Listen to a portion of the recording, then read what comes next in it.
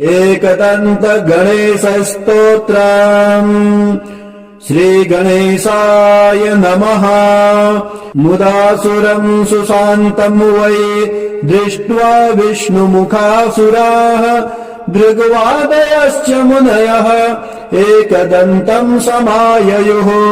प्रणम्य तम् प्रपूज्यादौ पुनस्तम् नेमुरादरा तुष्टुरहर्ष संयुक्ता एकदन्तम् गणेश्वरम्। देवर्ष ऊचुः षडात्मरूपम् शकलादिभूत मयायिनम् सोऽहमचिन्त्य बोधम् अनादिमध्यान्तविहीनमेकम् तमेकदन्तम् शरणम् व्रजामः।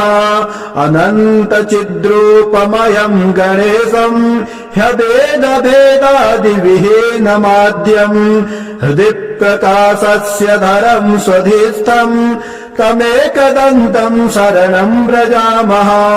विश्वादिभूतम् हृदि योगिनाम् वै प्रत्यक्षरूपेण बिभान्तमेकम् सदा निरालम्ब समाधिगम्यम् तमेकदन्तम् शरणम् व्रजामः।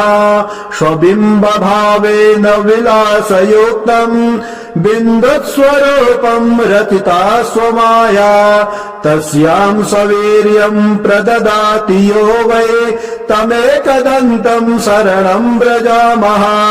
त्वदीयवीर्येण समर्थभूता मया तया संरचितम् च विश्वम् नादात्मकम् ह्यात्मतया प्रतीतम् तमेकदन्तम् शरणम् व्रजामः। त्वदीयसत्ताधरमेकदन्तम् गणेशमेकम् त्रयबोधितारम् सेवन्त आपुस्तमजम् त्रिसंस्थास्तमेकदन्तम् शरणम् व्रजामः।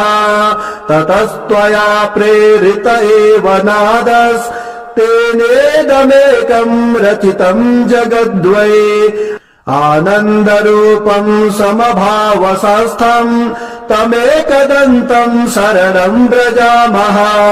तदेव विश्वम् कृपया